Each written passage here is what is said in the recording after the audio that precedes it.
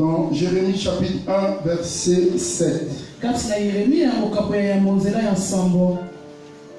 Jérémie chapitre 1, verset 7. Il est écrit, l'Éternel me dit, ne dis pas je suis un enfant, car tu iras vers tous ceux auprès de qui je t'enverrai. Et tu diras tout ce que je t'ordonnerai. Parole du Seigneur. Alléluia. Le thème que nous allons développer en quelques minutes. Partez pour votre mission. Partez pour votre mission.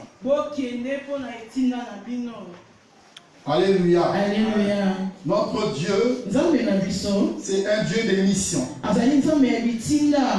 Et ceux qu'il choisit, il les envoie en mission. Ceux qu'il choisit, il leur donne un travail à faire. Et le travail à faire pour Dieu, c'est ce qu'on appelle le ministère. Et accomplir le ministère, c'est que vous êtes en mission. Dieu appelle les hommes et les femmes, il les équipe et les envoie pour accomplir une mission. C'est sa mission à lui. Parce qu'il y a un travail à faire sur la terre. Il y a un travail à faire dans les nations. Mais pour accomplir cette mission, il faut des hommes, il faut des femmes, il faut des enfants, il faut des jeunes. Et là, au travers du passage que nous venons de lire, c'est Dieu qui parle à Jérémie. Et Jérémie se voit comme un enfant. Il se méprise lui-même. Mais Dieu lui dit, avant que tu ne sois né, j'avais mis mes regards sur toi. Je te connaissais et je t'avais établi pour être prophète. Pour être prophète des nations. Bien aimé, il est écrit, il dira qu'une chose n'arrive sans que Dieu l'ait ordonné. N'est-ce pas de la volonté du Dieu que viennent les mots et les biens. Nous sommes ici, ils vont être reconnus comme des ministres de Dieu, comme des envoyés de Dieu dans la moisson du Seigneur. Jésus a dit, la moisson est grande, il y a peu d'ouvriers. Il choisit des ouvriers, il envoie dans sa moisson pour défricher sa moisson. Parce qu'il y a un travail, et ce travail est énorme, et cela demande le sacrifice de soi. Cela demande le renoncement de soi. Quand le Seigneur nous envoie, souvent nous raisonnons. Souvent nous disons que nous ne sommes pas prêts. Et cela ne dépend pas de nous. Cela ne dépend que de lui. Ce qu'il va faire avec nous. Jérémie pouvait dire, tu es encore un enfant. C'est pour parler. Mais Dieu a dit, ne dis pas que tu es un enfant. Qui a créé la bouche? Qui a créé les pieds? C'est moi l'Éternel. Alléluia. Je mettrai ma parole dans ta bouche. Lorsque vous êtes en mission, vous ne faites pas votre travail. Vous faites le travail de celui qui vous a envoyé. Lorsque vous êtes en mission, vous n'allez pas n'importe où. Dieu vous a envoyé pour accomplir une tâche spécifique. Il y a une mission dans ce monde. Il y a la méchanceté dans ce monde. Il y a beaucoup de personnes personnes qui sont prises par les griffes de Satan. Il faut les délivrer. Et pour les délivrer, on choisit des hommes pour le faire. Et quand nous voyons dans les Écritures, nous constatons le Seigneur envoyait plusieurs personnes en mission. Il ne s'agit pas d'aller seulement, mais il s'agit d'aller et d'accomplir la mission. Il y en a qui vont, mais ils ne font rien. Alléluia. Alléluia. Mais Dieu nous envoie pour des tâches spécifiques. Dans Jean 1, verset 6, il est écrit, il y eut un homme envoyé de Dieu. Son nom était Jean. On parle de Jean-Baptiste. Il avait une mission précise. Préparer l'arrivée du Messie. Il avait une mission précise. Prêcher le baptême de la repentance. Il avait une mission précise. Témoigner de Jésus. Quand les gens parlaient, tu es le Messie.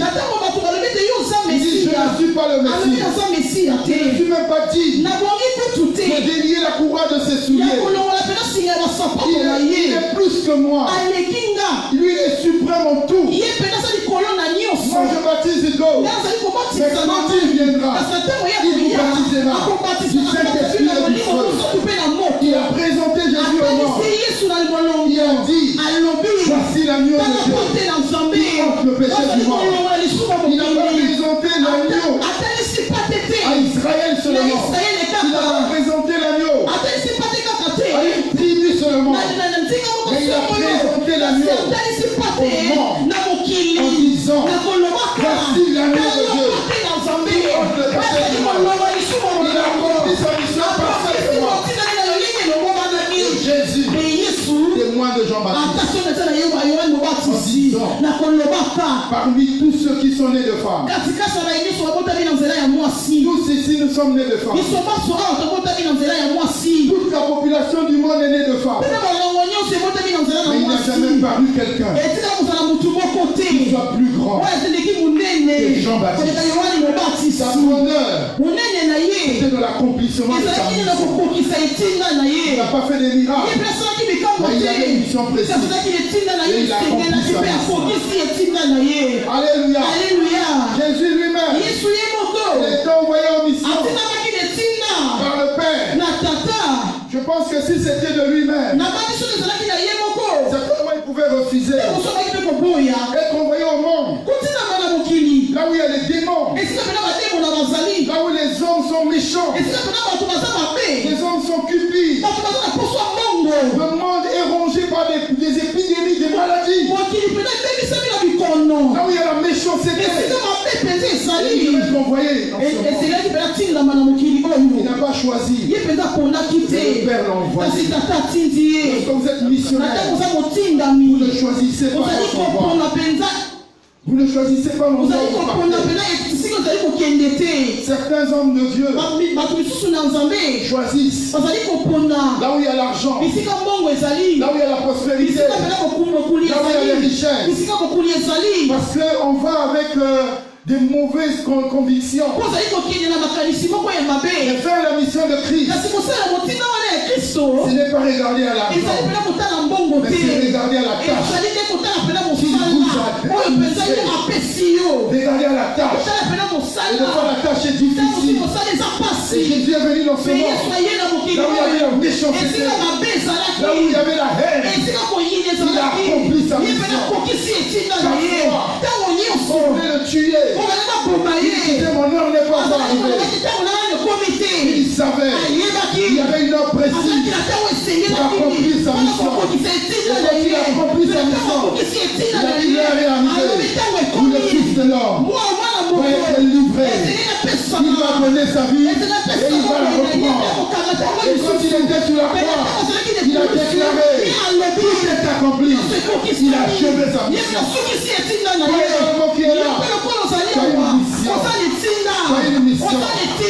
Il s'agit de te poser la question. Pourquoi tu es dans ce monde? Tu as fait toutes choses pour lui. Alléluia. Alléluia. Si tu es dans ce monde, ce n'est pas pour travailler seulement pour l'État. Ce n'est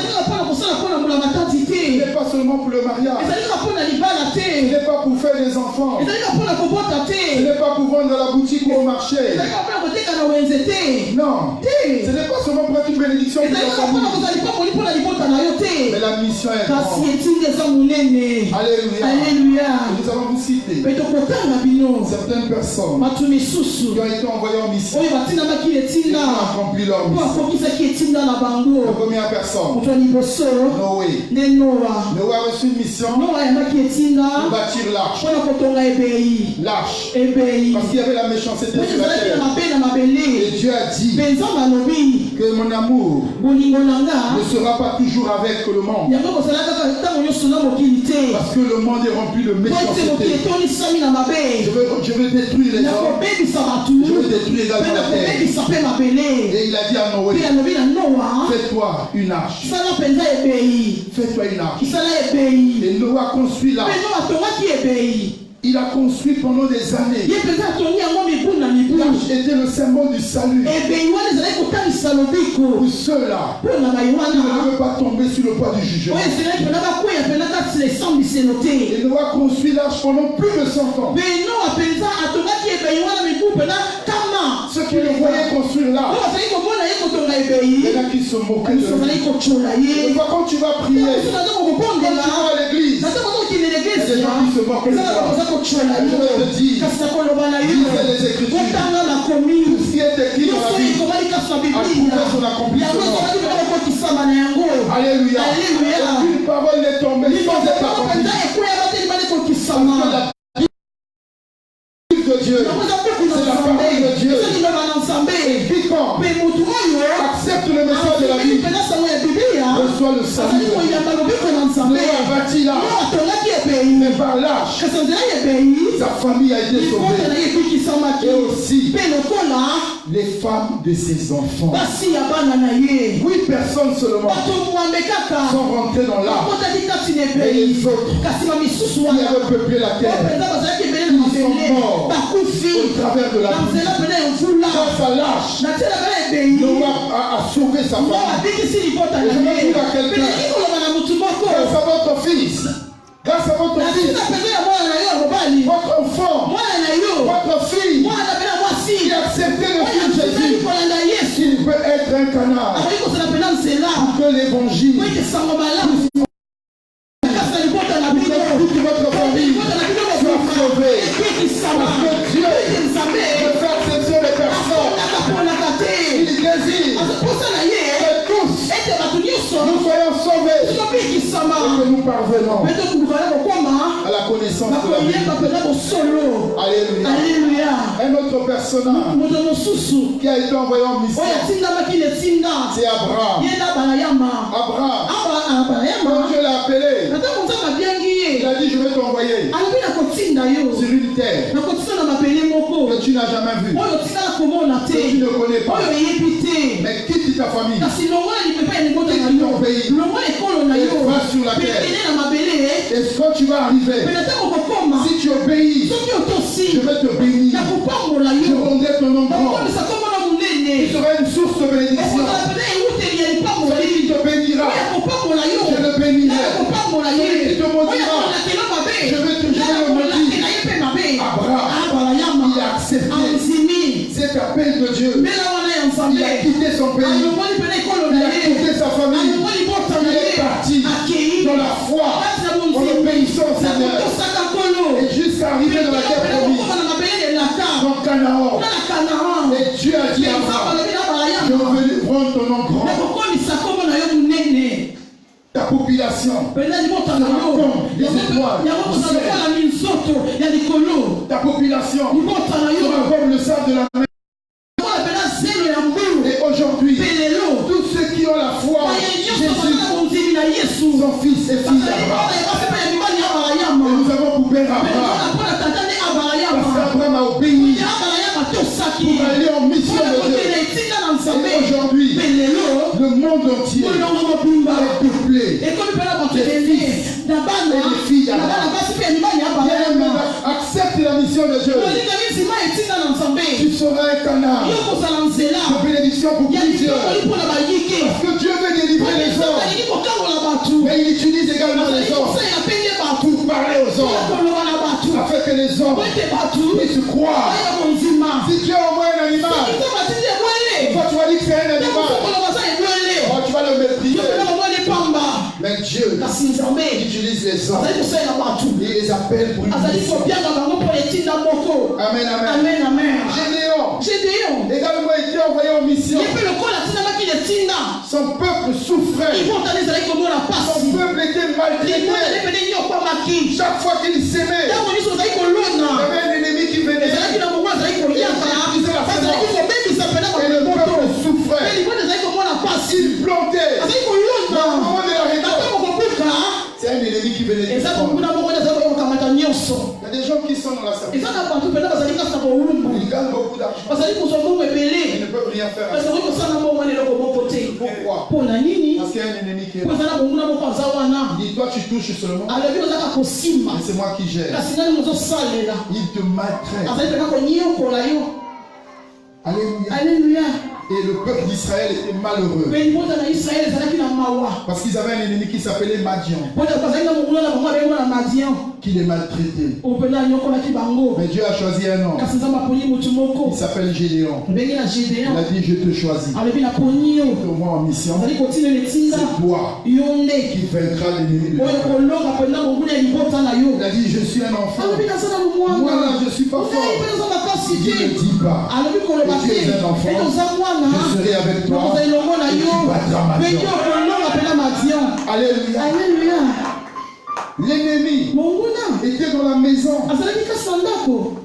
Il y avait un totem de la famille qui était à l'origine de tous les malheurs. Il y a des moments où nous cherchons la prospérité. Nous cherchons le succès. Et l'ennemi qui nous combat est dans notre maison, est dans nos coutumes, est dans nos totems.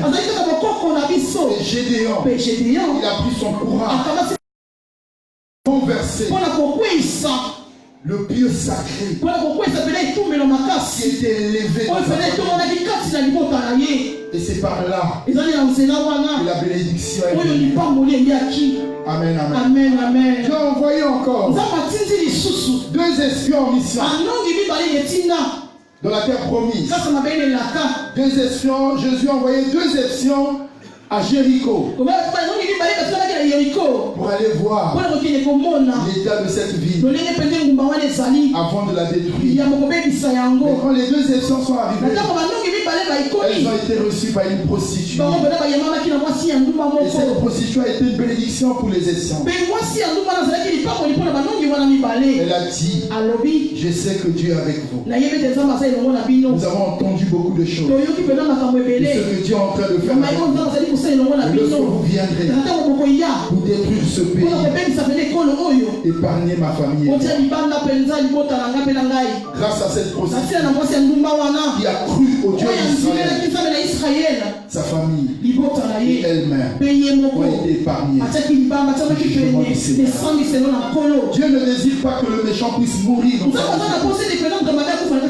Dieu désire que le méchant puisse renoncer à sa méchanceté et qu'il vienne à lui.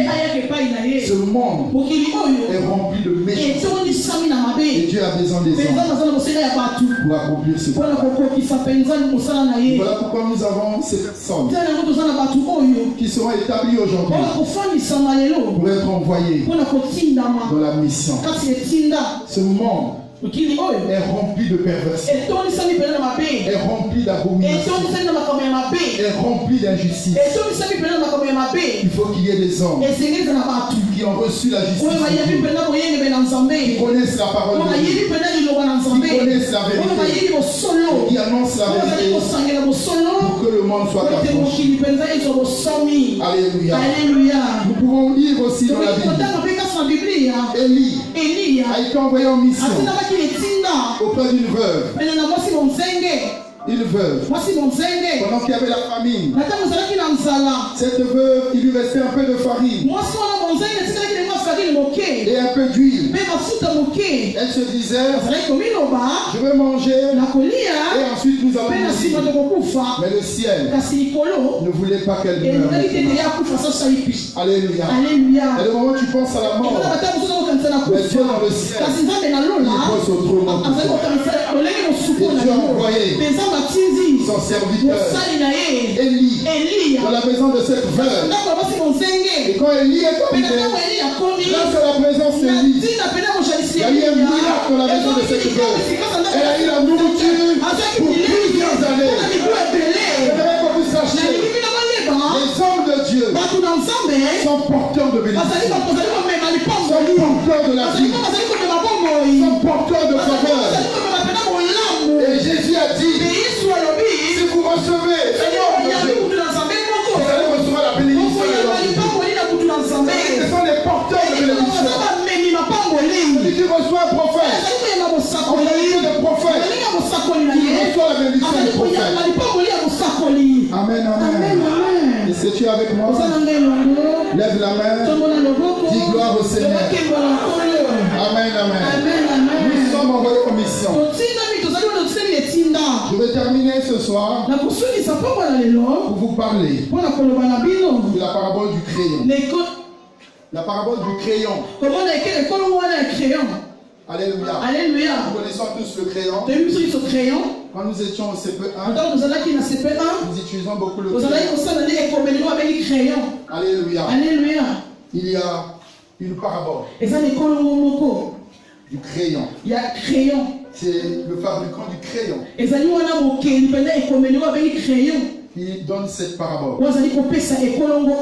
Alléluia. Il dit ceci. C'est important, le crayon. Mais pour que tu sois vraiment important dans ce monde, il y a 5 choses que tu dois respecter. Si tu respectes ces 5 choses, tu seras une bénédiction. J'aimerais dire à nos bien-aimés qui vont être élevés. J'aimerais dire aussi à vous qui êtes dans la salle. Retenez ces 5 choses. La première des choses, le fabricant du crayon dit au crayon avant de le mettre dans la boîte.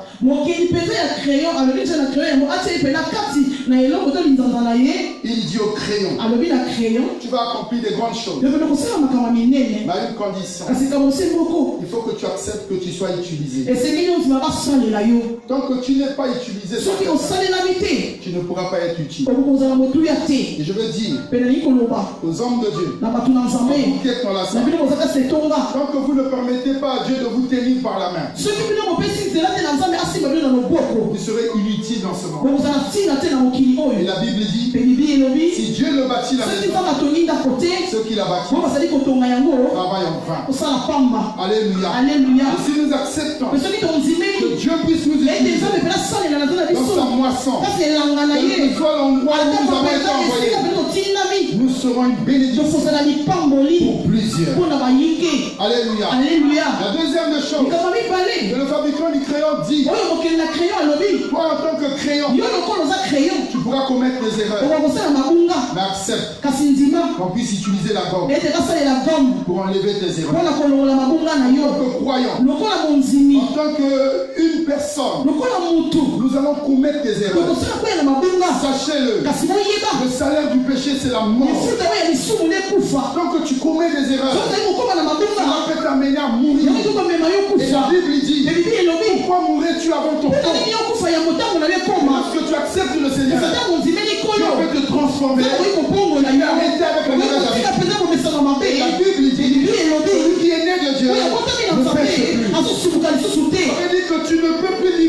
vie à la pratique du péché. Tu peux pécher accidentellement. Mais la gomme, le sang de Jésus sera là utilisé pour enlever tes erreurs. Pour enlever tes erreurs. Si nous sommes avec Jésus, il a dit, si nous confessons nos péchés, il est juste et fidèle pour nous pardonner et pour nous purifier de toute iniquité. Si tu ne sais pas que ce que tu fais est mauvais, tu ne te repentiras pas. Mais lorsque le crayon est entre les mains de quelqu'un, lorsqu'il y a une erreur, la même personne prend la gomme pour enlever ses erreurs.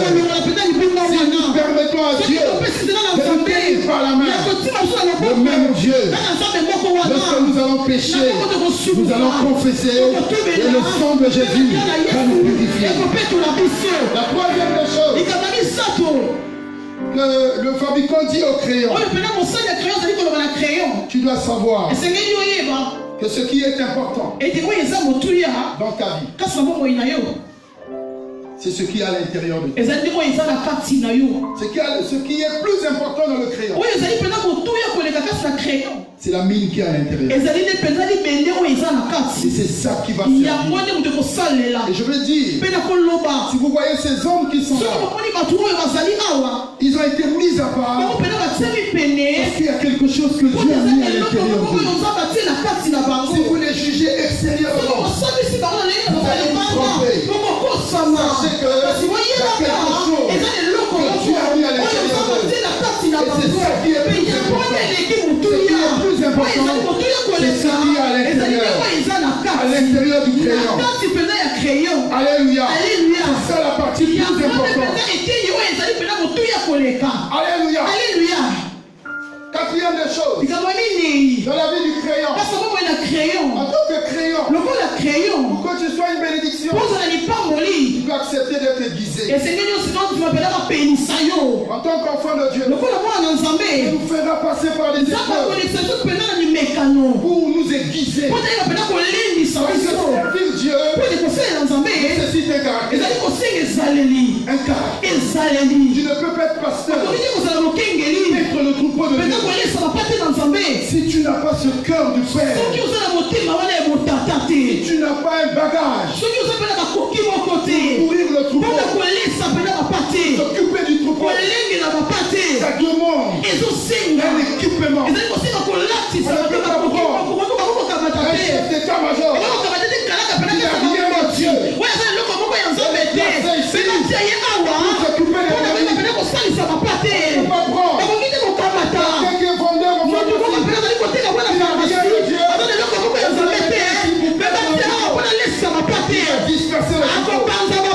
Et cela nécessite le caractère. C'est Dieu qui le met en place. Des épreuves.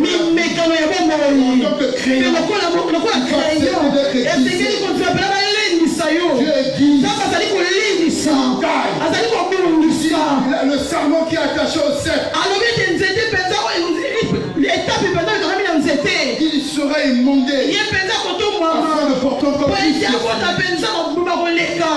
Amen. Alléluia. Et la dernière des choses, pour le crayon, sur chaque surface où tu vas être, laisse des impacts.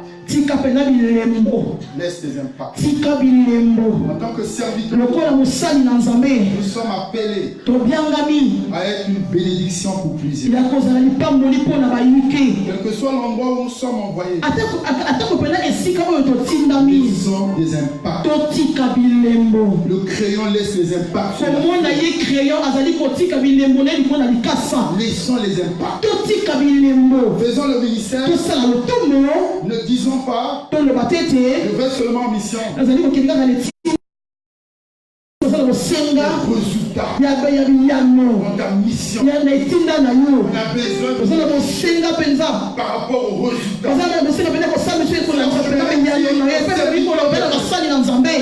soit la parcelle de responsabilité qu'on te donne. Ne sois pas médiocre. Mais bénédiction. Appelé à chanter, chante correctement. Tu es appelé à faire le protocole. Tu es appelé à paître le troupeau. Et le troupeau correctement. Tu es appelé à évangéliser. Évangélise au maximum.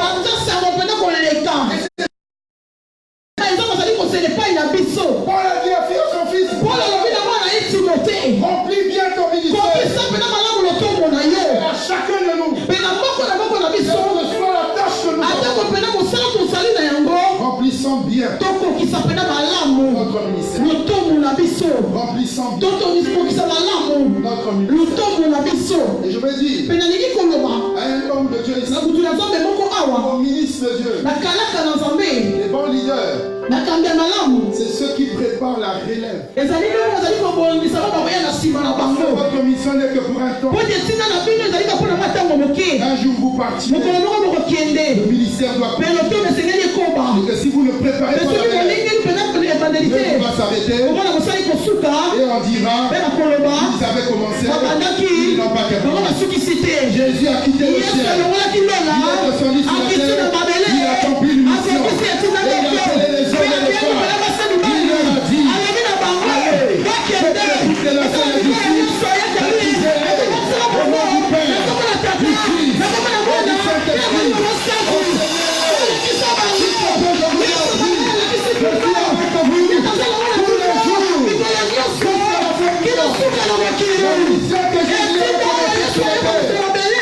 C'est celle qui continue jusqu'aujourd'hui.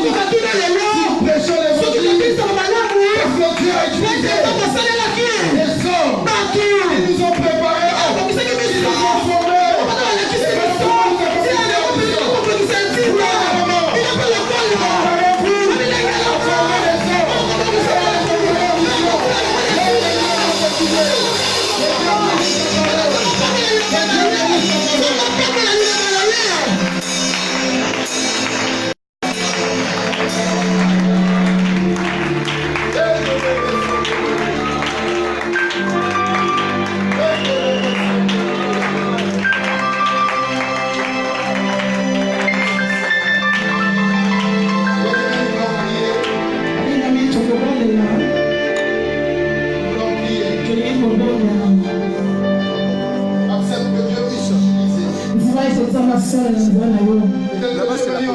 maintenant, nous avons fait la mission.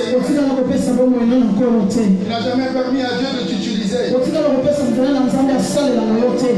profiter de cette occasion de donner ta vie à Jésus afin que Dieu puisse t'utiliser. La Bible dit Dieu ne fait exception. Il ne fait exception. Il veut que tous nous soyons sauvés et que nous parvenons à la connaissance de Dieu. Si tu veux que Dieu puisse t'utiliser là où tu es, tu peux lever ta main. Merci mon frère. Merci ma soeur.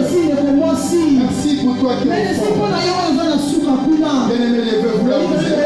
C'est devant votre place, levez-vous. Levez-vous. Gloire au Seigneur. Levez-vous. Bénissons le Seigneur. Gloire à Dieu. Bien-aimé, là où tu es, tu peux répéter cette prière. C'est ta prière. Tu veux que Dieu t'utilise. Tu vas élever la voix. Tu vas prier avec moi. Et cette prière vient de ton cœur. Dis après moi. Kolo Yesu. Je veux t'entendre. Kolo Yesu. Na ye pai na yo. Na tambusaki bomo ina ngai dai moko. Na sumukaki liboso na yo. Melelo. Opesi ngai pusa. Na yo kasango malamu. Na ye pai na yo kolo.